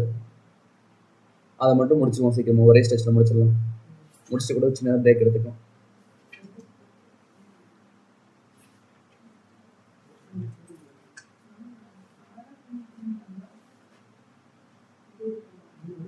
ஸோ ஜிஎஸ்டிஆர் 1லையும் 1Aலையும் நம்ம வந்து எப்படி டீடைல்ஸை வந்து ஃபர்னிஷ் பண்ணுறோம் அப்படின்றத இங்கே பார்க்குறோம். ஓகேவா? இன்வாய்ஸ் வைஸ் டீடைல்ஸ் ஆஃப் ஆல்ன்ற மாதிரி ஒன்று கொடுத்துருக்கானா, அதுக்கப்புறம் கன்சாலிடேட்டட் டீடைல்ஸ் ஆஃப் ஆல்ன்ற மாதிரி கொடுத்துருக்காங்க. தென் டெபிட் அண்ட் கிரெடிட் நோட்ஸ் கொடுத்துருக்காங்க. இன்ட்ரஸ்டேட் டிரான்சாக்ஷன் இன்ட்ராஸ்டேட் டிரான்சாக்ஷன் இருக்கும்ல B2B கூட பண்ணது, அது எல்லாத்தையுமே வந்து நம்ம இதில் போடுவோம். சேம் டைம் வந்து intrastate supply made to unregistered person for each rate of tax. இப்போ வந்து பிஸ்னஸ் டு பிஸ்னஸ் டிரான்சாக்ஷன் பண்ணுறீங்க அப்படின்னா அவங்க வந்து ரெஜிஸ்டர் பர்சனாக இருப்பாங்க. அவங்கள பொறுத்த வரைக்கும் நீ இன்வாய்ஸ் வைஸ் டீடைல்ஸை வந்து போர்ட்டலில் அப்லோட் பண்ணும், ரிட்டனில் ஃபைல் பண்ணும். இதுவே வந்து இன்ட்ராஸ்டேட் பண்ணுற ஆனால் வந்து யார் கூட பண்ணுறேன்னா B2C, அவங்க வந்து அன்ரெஜிஸ்டர்ட் பர்சனாக இருக்காங்க. அப்படி பண்ணுறப்ப நீ இன்வாய்ஸ் வைஸ் பண்ண தேவையில்ல, நீ வந்து கன்சாலிடேட்டடாக ஒரு ஃபிகர் எடுத்து போட்டால் போதும். புரியுதா? அதில் நீ மொத்தமாக வந்து ஒரு 40 பேருக்கு 1 லட்சம் பண்ணியிருக்கா அப்படின்னா மொத்தமாக 40 லட்சம் போட்டுக்கலாம். அந்த 40 பேருமே வந்து கஸ்டமராக இருந்தா, கஸ்டமர்னா அன்ரெஜிஸ்டர்ட் கஸ்டமராக இருந்தா. இதே வந்து ரெஜிஸ்டர்ட் கஸ்டமருக்கு நீ வந்து டீல் பண்ணுற, B2B கூட டீல் பண்ணுற அப்படின்னா 10,000 ரூபாயா இருந்தாலும் நீ இன்வாய்ஸ் வைஸ் தான் டீடைல்ஸ் வந்து ரிட்டர்னில் ஃபைல் பண்ணணும். ஓகேவா? அதே மாதிரி டெபிட் நோட் கிரெடிட் நோட் கொடுத்துருக்காங்களே, issue during the month for invoices issued previously. அதே மாதிரி டெபிட் நோட் கிரெடிட் நோட்லாம் வந்து ஆல்ரெடி கொடுத்துருப்போம், இன்வாய்ஸ் வந்து ஃபஸ்ட்டு இஷ்யூ பண்ணியிருப்போம். ஆனால் அதுக்கப்புறம் கொடுக்குற ஒரு பெனிஃபிட் தானே debit note credit note. So அதையுமே வந்து இந்த ரிட்டர்ன் ஃபைல் பண்ணுறப்ப இவ்வளோ கொடுத்துருக்கோன்ற மாதிரி அட்ஜஸ்ட்மெண்ட் பண்ணணும். ஓகேவா? இந்த 3 பாயிண்ட் புரிஞ்சா?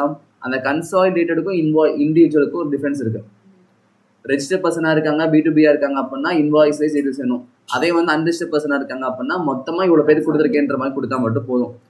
அதே மாதிரி intrastate supply made to unregistered person with invoice value exceeding 1 lakh, that is B2C.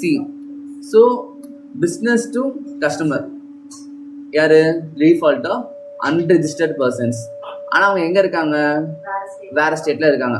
So வேற ஸ்டேட்டில் இருக்க அன்ரெஜிஸ்டர்ட் பர்சனுக்கு ரிட்டர்ன் ஃபைல் பண்ணுறோம் அப்படின்னா 1 lakh தாண்டி இருக்கு அப்படின்னா இன்வாய்ஸ் வைஸ் டீடைல்ஸ் வந்து ஃபைல் பண்ணணும். ஓகேவா?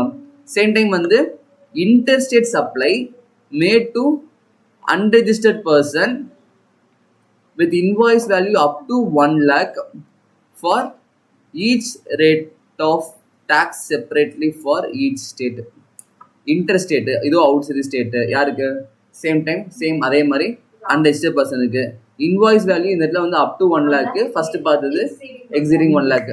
ஸோ வந்து 1 lakh குள்ள இருக்கு அப்படின்னா இன்டர்ஸ்டேட்டாக இருந்தாலும் சரி இன்வாய்ஸ் வைஸ் டீடைல்ஸ் வந்து தேவை இல்லை. 1 lakh குள்ள இருக்கு அப்படின்னா 1 lakh மேலே இருக்கு அப்படின்னா தேவை. சேம் டைம் வந்து 1 lakh தான் இருக்கு, ஆனால் வந்து டாக்ஸ் பர்சன்டேஜ் வந்து டிஃப்ரெண்ட்டாக இருக்கு.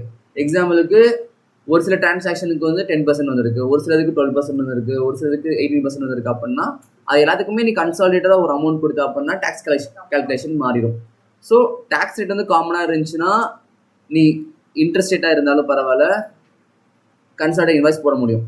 ஆனால் டாக்ஸ் ரேட் வந்து டிஃப்ரெண்ட்டாக இருக்குது அப்படின்னா நீ வந்து தனித்தனியாக தான் போடணுன்ற மாதிரி சொல்கிறாங்க. சரியா? Interstate supply made to unregistered person with invoice value up to 1 lakh for each rate of tax separately for each state ன்ற மாதிரி சொல்றாங்க. Okay, next, from the above discussion it can be inferred that B2B supply details of all invoices need to be uploaded in GST1 or from GST1A irrespective of whether they are intrastate or interstate supply. intrastate or interstate matter இல்ல outward supply அந்த GST1 வந்து file பண்ணி தான் ஆகணும். அப்படி தான் வந்து ரெசிபியர் வந்து ஐடிசி பெனிஃபிட்ஸ் வந்து எடுத்துக்க முடியும். அதே வந்து பிடிசியாக இருக்காங்க அப்படின்னா வந்து அவங்களுக்கு ஐடிசி பெனிஃபிட் கிடைக்காது. However, still in order to implement the destination based principle, details of invoice of value more than 1 lakh in interstate B2C supply need to be uploaded. ஓகேவா? மேலே பார்த்தா அதே பாயிண்ட்ஸ் தான். For intrastate invoice up to 1 lakh, state-wise summary sufficient for all intrastate invoices. Only consolidated details need to be given. சரியா? Interstate invoice போடுறாங்க 1 lakh குள்ள அப்படின்னா state wise summary சஃபிஷியன்ட்ன்ற மாதிரி சொல்லிட்டு கன்சாலிடேட்டட்ஸ் நீட் டு பி கிவன்ன்ற மாதிரி கொடுக்குறாங்க. எக்ஸாம்பிள் கொடுத்துருக்காங்க. Mister XY makes intrastate taxable supply. இல்லை என்ன பாருங்க, XY இருக்காங்க, இன்ட்ராஸ்டேட் வந்து டாக்ஸபிள் சப்ளை பண்ணுறாங்க. எவ்வளோக்கு? 10,000 ரூபாய்க்கு and 50,000 to Mr. AB. Supplies for 10,000 and 50,000 to Mr. AB. A registered person. Wait. Intrastate taxes supply for 10,000 and 50,000 to Mr. AB. A registered person. And 1 lakh to Mr. D. Okay. AB னு ஒருத்தங்க இருக்காங்க. ஓகேவா? ஏபிக்கு 10,000 ரூபா, அதுக்கப்புறம் 50,000 ரூபாய்க்கு supply பண்றாரு. இப்போ இந்த டைம் வந்து ரிட்டர்ன் என்ன பண்ணுவீங்க? இன்வாய்ஸ் போடுவீங்களா இல்லை கன்சாலிடேட்டா போடுவீங்களா? கன்சாலிடேட்டடா போடுவீங்களா? 10,000 ரூபாய்க்கு ஒரு இன்வாய்ஸ் போட்டிருக்காரு, 50,000 இன்வாய்ஸ் போட்டிருக்காரு. யாருக்குன்னு பார்த்தோன்னா ஏபின்னு ஒருத்தவங்களுக்கு இன்வாய்ஸ் போட்டுருக்காரு. அந்த ஏபி வந்து ரெஜிஸ்டர் பர்சன். இப்போ வந்து இன்வாய்ஸ் வந்து கன்சாலிடேட்டா போடுவீங்களா செப்பரேட்டா போடுவீங்க? இன்ட்ராஸ்டேட் சப்ளை. மிஸ்டர் எக்ஸ்னு ஒருத்தர் இருக்காரு, அவர் வந்து ஏபின்னு ஒருத்தவங்களுக்கு 2 இன்வாய்ஸ் போடுறாரு. ஒரு இன்வாய்ஸர் வேல்யூ 10,000 ரூபாய், இன்னொரு இன்வாய்ஸர் வேல்யூ 50,000 ரூபாய். ஆன்சர் ரெஃபர் பண்ணாதீங்கடா, வேணுங்களா? சரி, ஓகே. கன்சாலிடேட் தான் போடுவீங்களா? ஏன்?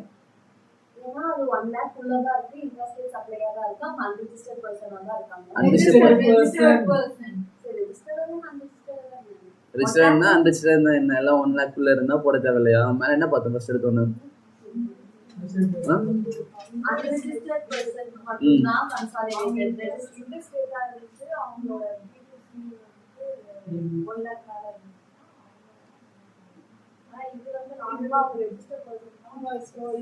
ஜென்ரலா என்ன பார்த்தோம்? பிசினஸ் டு பிசினஸ் பண்றீங்க அப்படின்னாலே இன்வாய்ஸ் தான் பண்ணும். ஈவன் 10,000 இருந்தாலும் பண்ணணும்னு சொன்னோம்ல.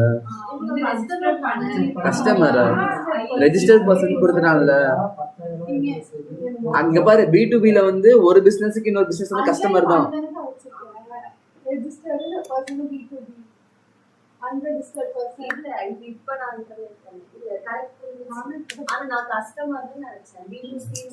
ஒரு பிசினஸ் இருக்கு B2B, இந்த பிசினஸ்க்கு இன்னொரு பிசினஸ் இருக்கு. அப்ப ஜெனரலா வந்து ரெண்டு பிசினஸ்மே யாரு? இந்த பிசினஸ்க்கு கஸ்டமர் தானே. பட் இந்த பிசினஸ் பொறுத்தவரைக்கும் கஸ்டமர் தானே. ரெஜிஸ்டர் பர்சன் தானே. அப்ப வந்து என்ன பண்ணணும்? இன்வாய்ஸ் தான் போடணும். நீ ஏன் கஸ்டமரா இருந்தா பணம் தவறேன்னு சொல்ற?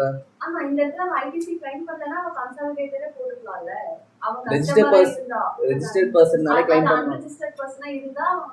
நீ என்ன சொன்ன? ரெஜிஸ்டர்னா என்ன, அன்ரிஜிஸ்டர்னா என்ன நீ தான் சொன்ன.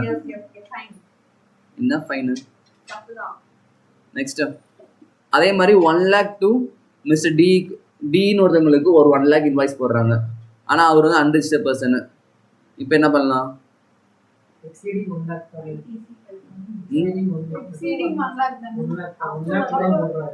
1 lakh தான் போடுறாரா? Exceeding 1 lakh 50. நீங்க 1 lakh 50 தான் பார்த்தோம். எங்கேயுமே 1 lakh நீங்க தான சொன்னீங்க. 1 lakh and 1 lakh அது தனி, இது தனி. அது மிஸ்டர் ஏபி க்கு, இது வந்து மிஸ்டர் பி.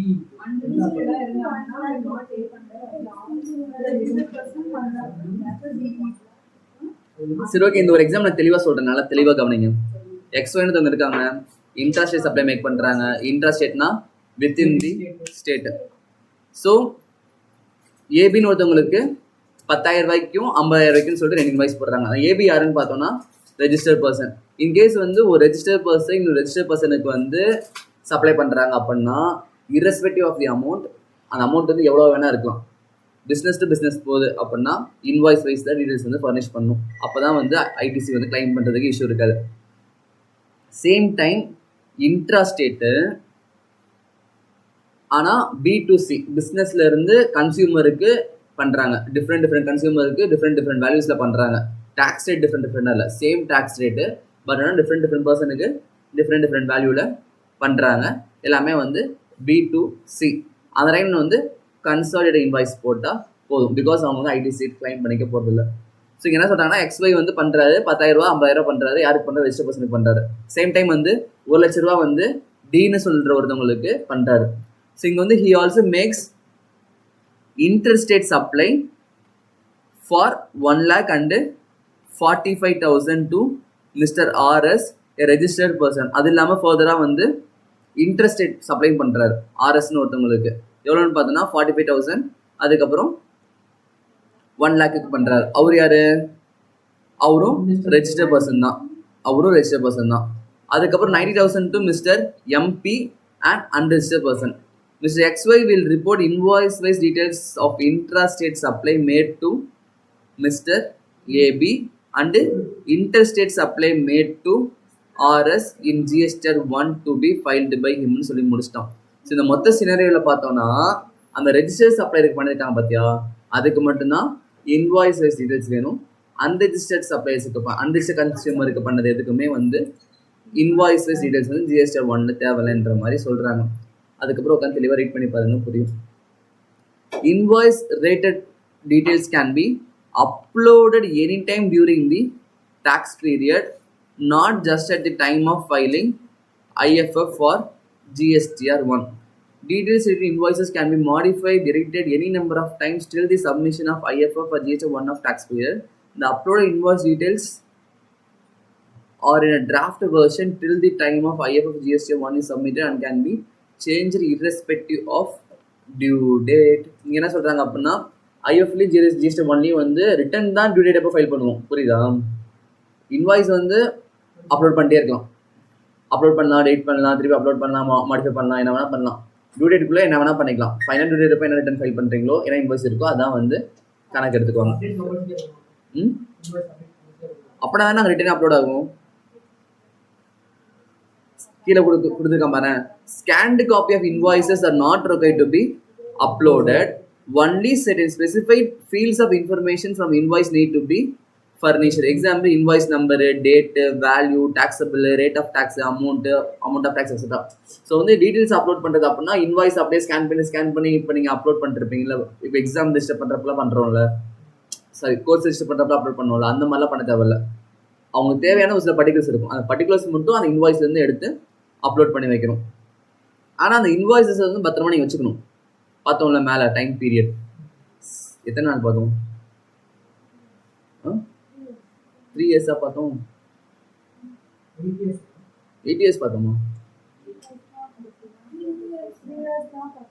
72 months பார்த்தோம். தப்பு, கிளாஸ் எடுக்கவே தெளிவாக சொன்னேன். இன்வாய்ஸ்ல இருந்து 72 months. ஒரு இன்வாய்ஸ் 72 monthsன்றது வேற, 3 yearsன்றது வேற. சரி ஓகே, அவ்வளோ யோசிக்கிறேன். கேட்குறது 72 months தான், 3 years தான், கணக்கு தான். ஆனால் டிஃபர் ஆகும். In case there is no consideration, but the activity is a supply by virtue of Schedule 1 of CGST Act, the taxable supply will have to be worked out as prescribed and furnished. So ஜென்ரலாக வந்து டீடைல்ஸ்லாம் வந்து நீங்கள் வந்து keen பண்ணுற மாதிரி இருக்கும். மொத்தம் invoice தான் அப்லோட் பண்ண தேவையில்ல. Description of each item invoice need not to be furnished. Only harmonized system of nomenclature code in respect of supply of goods and accounting code in respect of goods and service need to be fed. So வந்து அந்த ஐட்டமை பொறுத்த வரைக்கும் கூட அந்த ஐட்டமோட full நேம்லாம் type பண்ணி பண்ணணும்லாம் இல்லை, just வந்து ஹெச்எஸ்என் கோடு நம்பர்ஸ் இருக்கும், அந்த நம்பர்ஸ் மட்டும் போட்டால் போதுன்ற மாதிரி சொல்கிறாங்க. ஆஃப் பண்ணுறது. Next, indication of HSN details. The minimum number of digits of HSN code that a filler has to be uploaded depends on his turnover in last year. HSN code பத்தி பார்த்திருப்பீங்களா நீங்க? இல்லையா? Harmonized system of nomenclature. So aggregate annual turnover in the preceding financial year னு சொல்லிட்டு கொடுத்துருக்காங்க. Digit பார்த்தீங்களா? போன வருஷம் வந்து டர்ன் ஓவர் எவ்வளோ இருக்கோ அதை பேஸ் பண்ணி தான் வந்து number of digit of HSN code சொல்கிறாங்க. அப் டு 5 crores இருக்குது அப்படின்னா B2Bயாக இருந்தால் 4 digits, B2Cயாக இருந்தால் 4 ஆப்ஷன்ன்ற மாதிரி சொல்லியிருக்காங்க. அதே மோர் தென் 5 crore இருந்துச்சுன்னா 6 digitன்ற மாதிரி சொல்கிறாங்க. So less than 5 crore, like up to 5 crore 4, more then 5 crore 6. HSN and harmonized commodity description and coding system is a standardized system of nomenclature of different goods developed by a World Customs Organization which is accepted globally. HSN uses 6-digit uniform codes to classify different goods. India uses 8-digit code for more specific and precise classification. இந்தியாவில் வந்து பார்த்தோன்னா 8 digit வந்து use பண்ணுறோம். ஓகேவா? GST use பண்ணாங்கன்னா ஆமாம், globally அக்செப்டட்னா GST தான் global ஃபுல்லாக இருக்கு, உலக ஃபுல்லாக இருக்கு. ஜிஎஸ்டி வந்து ஆக்சுவலி இம்ப்ளிமெண்ட் பண்ண இந்தியா ஃபர்ஸ்ட் இல்லை, நம்ம பார்த்தோம்னா ஃபர்ஸ்ட் சாப்டர்ல இது வந்து இந்தியா வந்து ஒரு காப்பி கேட் ஒரு மாதிரி இயர்ஸ்க்கு அப்புறம். The turnover of next example இருக்கு. The turnover of Yellow Lemon Private Limited, Red Pepper Private Limited and Blueberry Pepper Private Limited in the previous financial year are 1.5 crores, 4.8 crores and 6 crores இந்த மாதிரி சொல்றாங்க. அப்போ 1.5 crores இருந்தால் 4 digit போதும், 4.8 crores இருந்தால் 4 digit போதும், 6 crores இருந்தால் 6 digit வேணுன்ற மாதிரி சொல்றாங்க. While Yellow Lemon Private Limited and Red Pepper Private Limited will require to upload 4 digits of HSN code sold to a registered persons. Uploading 4 digits HSN code will be optional for 2 companies when the goods are sold to unregistered person. புரியுதா? ஒருவேளை அந்த less than 5 crores turnover வச்சிருக்காங்கல்ல, அந்த company வந்து register person supply பண்ணுறாங்க அப்படின்னா 4 digit கோடு வந்து வேணும். இதே வந்து அன்ரிஜிஸ்டர்ட் பர்சனுக்கு பண்ணுறாங்க அப்படின்னா அந்த 4 digit கோடு கூட தேவை இல்லை. Blueberry Private Limited will have to upload 6 digits of HSN code of goods supplied by itன்ற மாதிரி சொல்கிறாங்க. ஏன்னா வந்து லாஸ்ட்டாக இருக்கும்போது டோன் வந்து 5 crores க்ராஸ் ஆயிடுச்சு, அவங்க வந்து 6 digit HSN கோடை வந்து அப்லோட் பண்ணணும். Next, how are the details of outward supply furnished the current period amended? Current பீரியடுக்கு வந்து ஜிஎஸ்டி 1 ஃபைல் பண்ணிட்டீங்க, அதை எப்படி அமெண்ட் பண்ண முடியுன்றது தான் இந்த கொஸ்டின்.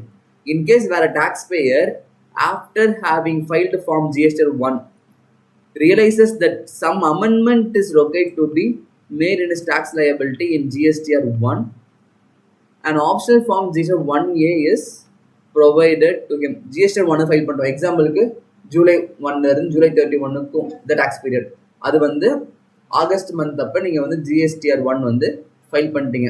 ஆனால் ஃபைல் பண்ணதுக்கப்புறம் தான் உங்களுக்கு தெரியுது லைக் ஏதோ தப்பு பண்ணிட்டீங்கன்ட்டு. அப்போ நீங்கள் என்ன பண்ணலாம் அப்படின்னா GSTR 1Aல போயிட்டு நீங்கள் பண்ண தப்பை வந்து சரி பண்ணிக்கலாம்.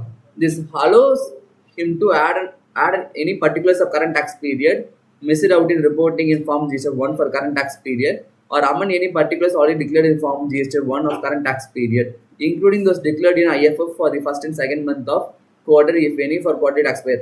ஸோ வந்து GSTR 1Aல வந்து என்னென்ன பண்ணலான்னு பார்த்தோம்னா, தேர்ட் மந்த் ஃபைல் பண்ணுறோம்ல GSTR 1, அதில் தப்பாக பண்ணியிருந்தாலும் இல்லை மிஸ் பண்ணியிருந்தாலும் அதை ஃபைல் பண்ணிக்கலாம். ஃபர்தராக வந்து ஃபர்ஸ்ட் 2 monthsக்கு வந்து IFF ஃபைல் பண்ணுறீங்களா, IFF, அதில் ஏதாச்சும் தப்பு பண்ணியிருந்தாலுமே அதையும் அமெண்ட் பண்ணி, அதாச்சும் மிஸ் பண்ணியிருந்தா அதையுமே வந்து GSTR 1Aல போயிட்டு அமெண்ட் பண்ணிக்கலான்ற மாதிரி சொல்கிறாங்க.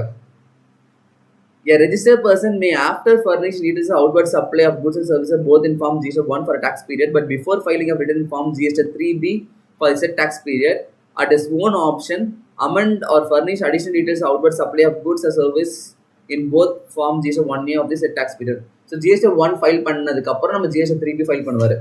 அந்த GSTR 1 ஃபைல் பண்ணி GSTR 3B ஃபைல் பண்ணுறதுக்குள்ளே இவர் வந்து ஏதோ தப்பு இருக்குன்றதை கண்டுபிடிச்சார் அப்படின்னா GSTR 1A யூஸ் பண்ணி அமெண்ட் பண்ணிக்கலாம். ஓகேவா?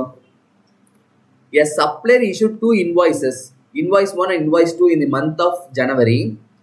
Then he furnished details of invoice 1 on 8th February in GSTR 1.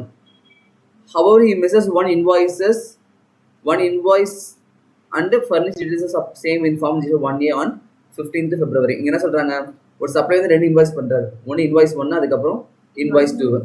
இவர் என்ன பண்ணிட்டாரு, ஜனவரி மாதம், அது வந்து February மாதம் 8ஆம் தேதி அப்போ இன்வாய்ஸ் 1 வந்து GSTR 1ல ஃபைல் பண்ணிட்டார்.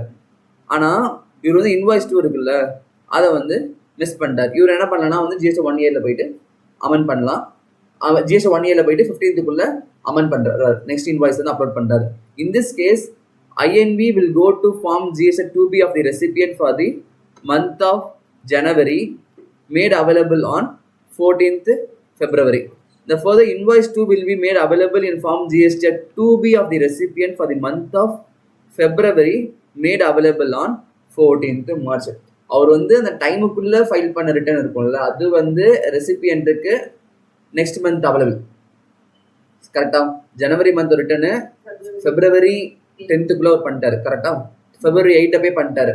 ஸோ வந்து அதோட பெனிஃபிட்டை வந்து ரெசிபியன்ட் வந்து 14th February அப்போ எடுத்துக்கலாம். ஆனால் வந்து நெக்ஸ்ட்டாக வந்து அவர் அமெண்ட் பண்ணது எப்படின்னா 15th February பண்ணுறாரு.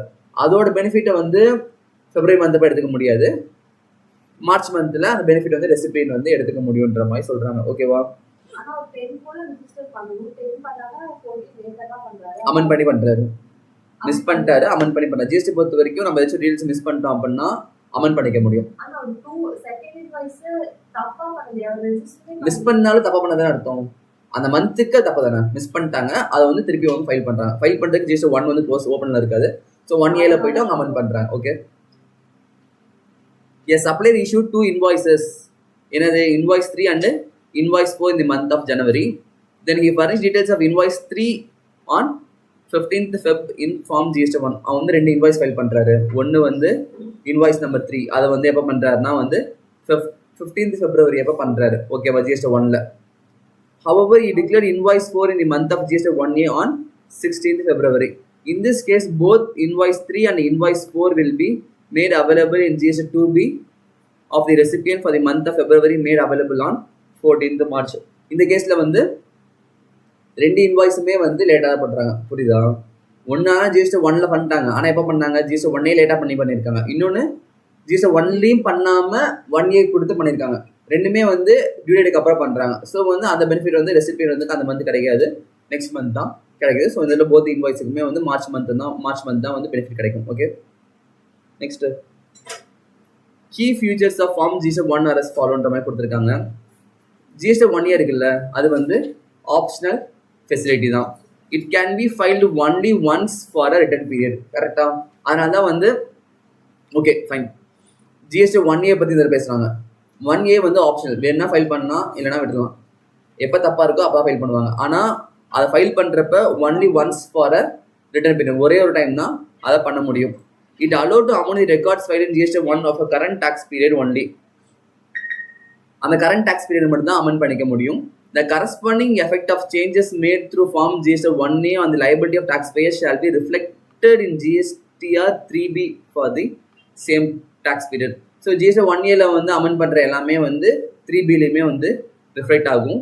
At the recipient's end, ITC for the supplies declared or amended by the supplier through GSTR 1A will be available to the recipient in Form GSTR 2B generated for next tax period. So GST 1A ஒரு amend பண்ணுற எல்லாமே வந்து ரெசிபியன்ட்டுக்கு next tax period தான் avail பண்ணிக்க முடியும். It can be amended only electronically through the common portal, எது directly or through facilitation centre as may be notify. So ஜென்ரலாக வந்து எலக்ட்ரானிக்காக தான் இந்த அமெண்ட்மெண்ட் பண்ண முடியும். There is no due date for filing GST 1A. GST 1A file பண்ணுறதுக்கு due டேட்லாம் கிடையாது. For tax payer filing form GST 1 on monthly basis, monthly பேஸில் ஃபைல் பண்ணுறாங்கல்ல அவங்களுக்கு GST 1A ஃபைல் பண்ணுறதுக்கு டியூ டேட் கிடையாது. அந்த மந்தில் பண்ண முடியல அப்படின்னா சப்சிக்வெண்ட் மந்தில் GST 1A வந்து அமெண்ட் பண்ணிடணும். GST 1A will be available on the portal every month from the due date of filing of Form GST 1 or the actual date of filing of Form GST 1, whichever is later, and will be available till the actual filing of corresponding Form GSTR 3B of the same tax period. So GST 1A வந்து எப்போ ஓப்பனில் இருக்குன்னு பார்த்தோம்னா நம்ம GSTR 1 வந்து file பண்ணி முடிச்சிட்டோம், ஆனால் GST 3B வந்து ஃபைல் பண்ணி முடிக்கல. அந்த ரெண்டுக்கும் நடுவில் கேப் இருக்குல்ல, அந்த கேப்பில் ஏதாச்சும் பண்ணணும்னா GST 1A போயிட்டு பண்ணிக்கலாம். ஓகேவா? From the liability perspective, the net impact of particulars declared or amended through Form GST 1A along with the particulars declared in Form GST 1 shall be auto-populated in Form GST 3B for the same tax period. General 3Bல வந்து auto pop ஆயிரும்ன்ற மாதிரி சொல்கிறாங்க. அதுக்கப்புறம் for QRMP tax payers, மேலே பார்த்தது என்னது? மேலே பார்த்து just வந்து GST 1A ஃபியூச்சர்ஸ் தான் கொடுத்துருக்காங்க. ஓகே. அதுக்கப்புறம் மந்த்லி பேசிஸ் பார்த்துருவோம். GST 1A ஃபீச்சர்ஸ் பார்த்துருவோம். அதுக்கப்புறம் வந்து மந்த்லி பேசிஸ் பார்த்துருவோம். நெக்ஸ்ட் வந்து QRMP பற்றி சொல்கிறாங்க. The Form GST 1A shall be available quarterly after actual filing of Form GST 1 quarterly or the due date of filing Form GST 1 quarterly, whichever is later. Quarterly file பண்ணுறோம் 3 monthsக்கு once. அதை file பண்ணி முடிச்சதுக்கப்புறம் 1A வந்து நெசசரியாக இருந்தால் பண்ணிக்கலாம். Will be available till the actual filing of GST 3B of the same tax period. அங்கே same அது மேலே பார்த்தா கிளி வருது. ஆனால் அங்கே வந்து மந்த்லி இதை பண்ணுறோம். மந்த்லி டியூ டேட் இருக்குமா? GST 1 ஃபைல் பண்ணுறீங்களா? மந்த்லி GST 1 ஃபைல் பண்ணுறதுல இருந்து GST 3B ஃபைல் பண்ணுறதுக்குள்ள இருக்க டைம் பீரியட்குள்ளே நீங்கள் வந்து GST 1 வந்து யூட்டிலைஸ் பண்ணிக்கலாம். 1A வந்து யூட்டிலைஸ் பண்ணிக்கலாம். அதே மாதிரி குவார்டர்லி கேஸில் என்ன பண்ணுவோம்? குவார்டர்லி GST 1 வந்து ஃபைல் பண்ணுறோம். அதே மாதிரி குவார்டர்லி GST 3B ஃபைல் பண்ணுறோம். அதுக்குள்ள டைம் பீரியடில் GST 1A வந்து அமெண்ட் பண்ணிக்கலாம். The supplies reported in Form GST 1 of current tax period can be amended through corresponding quarterly GSTR 1A. From the liability perspective, the net impact of particular declared in GSTR 1A along with the particular furnished in GSTR 1 shall be auto-populated in GSTR 3B of the same tax period. There will be no separate amendment facility are made available for the record furnished through IFF for the month 1, month 2, during the month 1 and month 2. Okay. ஐஎஃப்ல வந்து reader scheme பண்ணுறாங்கல்ல, அவங்க வந்து தப்பு பண்ணியிருந்தாங்க அப்படின்னா அதை amend பண்ணுறதுக்கு அந்த டைமில் ஆப்ஷன் கிடையாது. ரிட்டர்ன் ஃபைல் பண்ணதுக்கப்புறம் 1A தான் போயிட்டு அங்கே தப்பு நடந்தாலும் அந்த தப்பையும் சேர்த்து வச்சு 1A 3 monthsக்கு அப்புறம் பண்ணிக்க முடியுமே தவிர அந்த ஃபர்ஸ்ட் மந்த் செகண்ட் மந்த்தும் பண்ண முடியாதுன்ற மாதிரி சொல்கிறாங்க. ஓகேவா? In case where changes required to be made in GST IN of a recipient for a supply reported in GST 1 for a tax period, the same can be rectified through Form GST 1 for subsequent tax period.